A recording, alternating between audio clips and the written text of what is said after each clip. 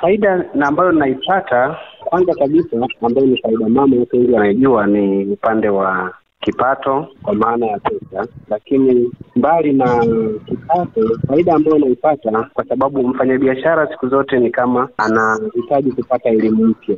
Na elimu mpya kuipata kwa watu waliozoea kuonana nao au wale wateja ambao wamezoea kuja kila siku. Kwa hiyo unapopata grupu la watu au jopo la watu au timu kutoka sehemu tofauti na Kenya na watu na Dodoma, kwa faida nayoipata ni kwamba kwanza napata elimu kutoka kwa wale wageni mpya. Kwa hiyo napata elimu, najifunza baadhi ya vitu ambavyo mimi sikuwa navyo hapo kabla.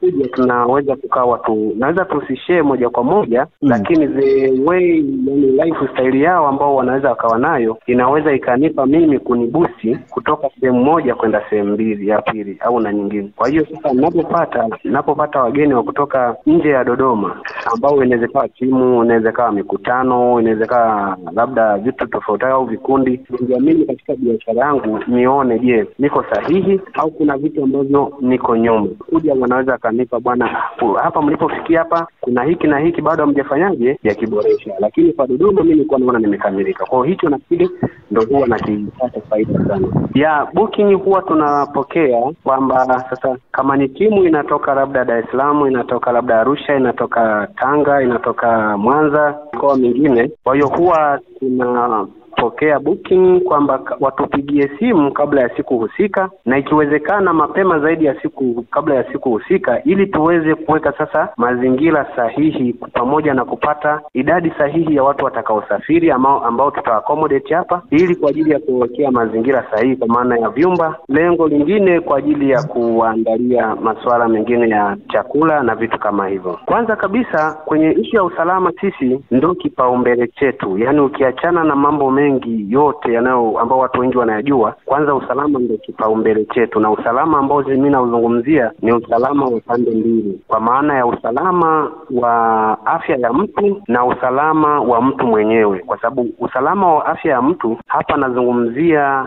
masuala ya chakula, masuala ya pale atakapolala patakuwa na usafi kiasi gani, kwa itakuwa ya kutosha, mwanga wa kutosha na vitu kama hivyo. Lakini usalama wake sasa kwamba atakapokuwa yuko na sisi, tuhakikishe wakati anaingia mpaka anaondoka hapati mshikeli wowote, aidha wa kihofu ama wasiwasi wowote ule pale. Kwa hiyo tunahakikisha usalama tunauimarisha kama tulikuwa tumeweka usalama wa kawaida, kwa maana ya kuwa tunapokea wageni wa hapa wa kawaida, basi tunauongezea zaidi na sisi kuwa makini zaidi, ili usalama wa afya yake na usalama wake yeye mwenyewe sawa. Atakapokuwa na sisi mpaka atakapoondoka, basi asipate changamoto yoyote ile pale. Kwa kweli kwenye upande wa sheria ni ama tuseme kwamba kanuni, kwamba sisi kuna mabango ambayo tumeandika yanamuelekeza mteja, hata kama ni mgeni amefika leo, basi yale mabango yanamuongoza moja kwa moja kwamba anapokuwa na sisi anatakiwa aishije vipi. Yaani vitu ambavyo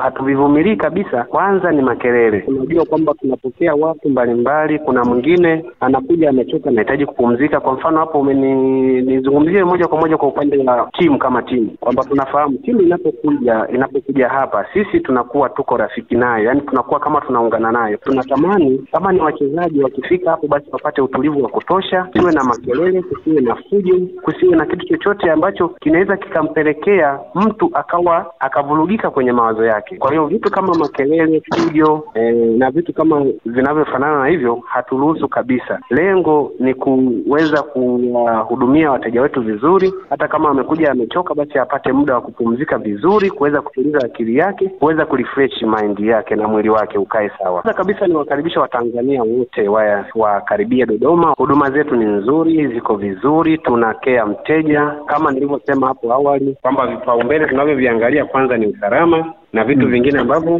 vinaendana na hivyo.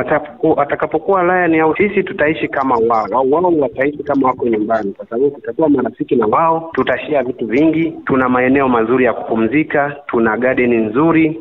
Kwa hiyo wakiwa hapa nafikiri watafurahi kitu.